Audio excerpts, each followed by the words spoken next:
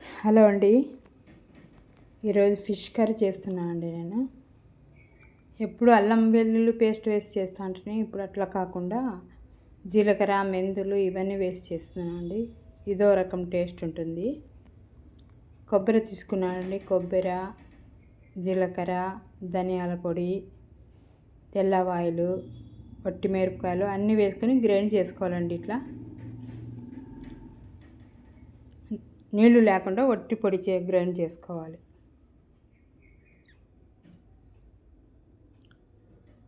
ఒక పెద్ద size onion కూడా గ్రైండ్ చేసుకోవాలండి. పేస్ట్ లాగా ఆనియన్ పేస్ట్ అది.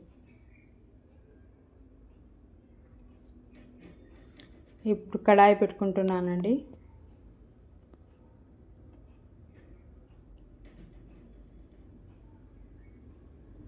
దీంట్లో మూడు చెంచాల నూనె వేస్తున్నానండి.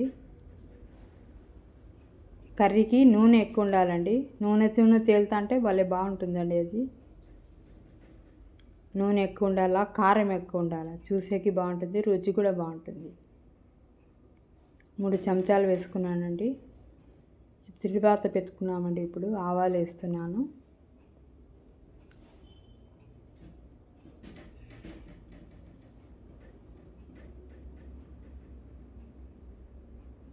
కరివేపాకు కూడా వేస్తానండి.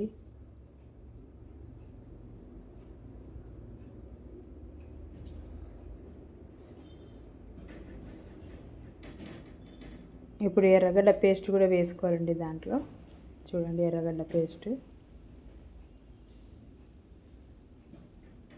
ఇది బాగా దూరగా వేయించుకోవాలండి. ఇది పచ్చి వాసన పోయేంత వరకు వేయించుకోవాలి దూరగా.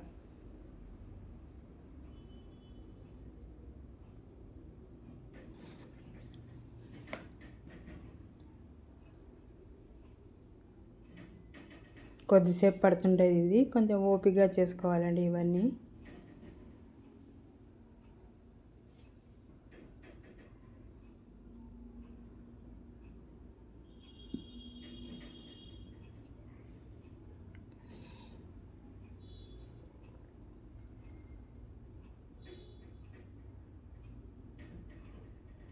చిన్న మంట మీద వేసుకోవాలండి. ఇది లేదంటే మాడిపోతుంది. చూడండి, దూరగా అవుతుంది. ఇంకా కొంచెం ఎర్రగా కావాలి. చూడండి, ఇట్లా ఎర్రగైంది. ఇప్పుడు ఈ మసాలా పొడి వేస్తున్నానండి.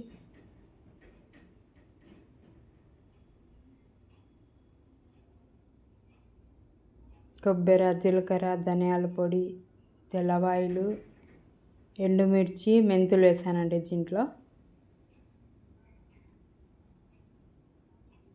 మాడిపోతుందని కొంచెం నీళ్లు వేసి కలుపుకుంటున్నాను.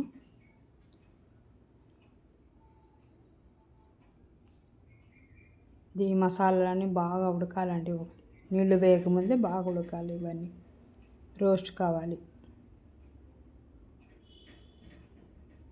చూడండి, ఎర్రగా అయిందో.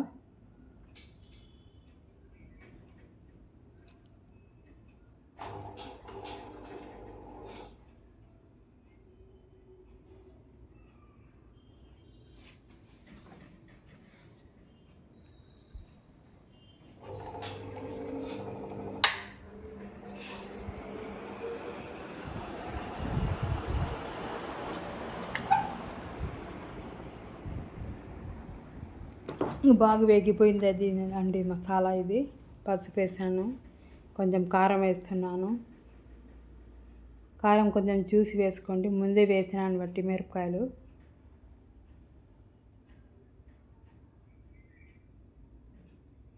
మళ్ళీ అన్నీ కలిపి ఒకసారి రోస్ట్ చేసుకోవాలి. ఉప్పు కూడా వేస్తున్నాను.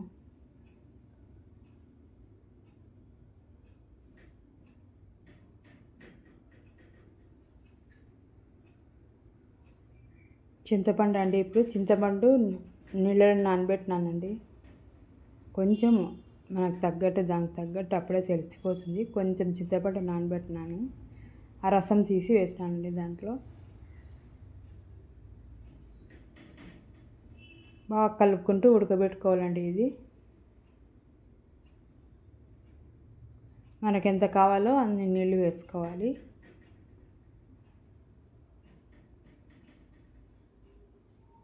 చిక్కగా కావాలంటే చిక్కగా వేసుకోవచ్చు, లేదంటే కొంచెం పల్చగైనా బాగుంటుంది అన్నంలోకి. ఇది అన్నంలోకి, చపాతీలోకి, జొన్న రొట్టెలోకి భలే ఉంటుందండి ఇది చేపల పులుసు.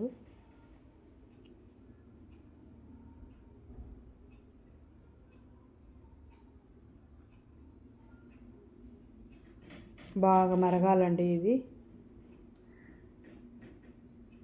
గ్రేవీ బాగా చిక్కబడాలి.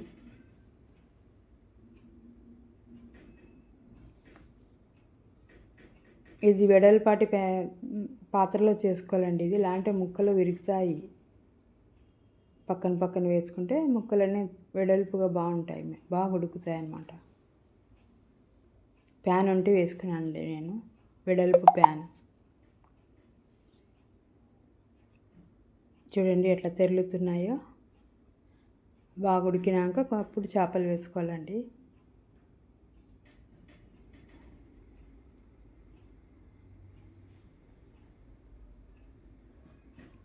ఇప్పుడు చూసుకోండి ఒకసారి, ఉప్పు కారం ఎట్లయింది, తక్కువ ఎక్కువైనాయేమో చూసుకొని నీళ్లు పోసుకోండి మనకు కావాలంత.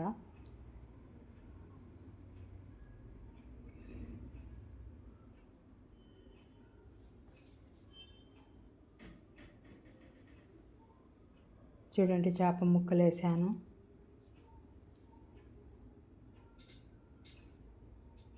ఫ్రై చేసుకోనంగా మిగిలినటువంటి అండి ఇవి ఫ్రై చేస్తే బాగుండవు, అందుకని పులుసు చేసుకోవాలి. ఇవి తోకలివి అవి ఉంటాయి కదా, తోక మొండెము పొట్టవి అన్నీ పెద్ద పెద్ద పీసులన్నీ ఫ్రై చేసుకొని చిన్నవన్నీ పులుసు చేసుకుంటే బాగుంటుందండి.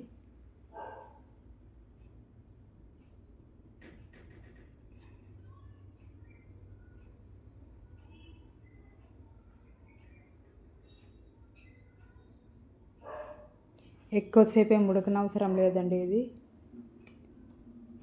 ముందే మరిగింటాయి కాబట్టి ఆ పులుసు అంతా తొందరగా అయిపోతుంది. చూడండి కొంచెం కొత్తిమీర చిన్నగా కట్ చేసి వేసానండి. అల్లం అది వేయకూడదండి దీనికి, జీలకర్ర వేసినాం కాబట్టి అల్లం అది మళ్ళీ ఒక రకంగా అయిపోతుంది.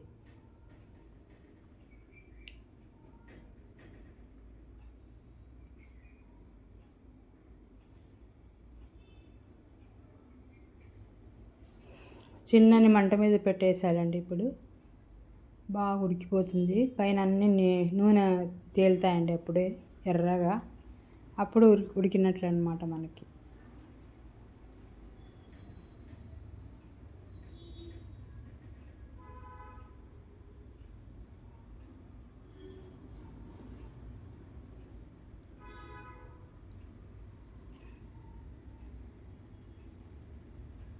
చిన్న మంట మీద పెట్టేశాను.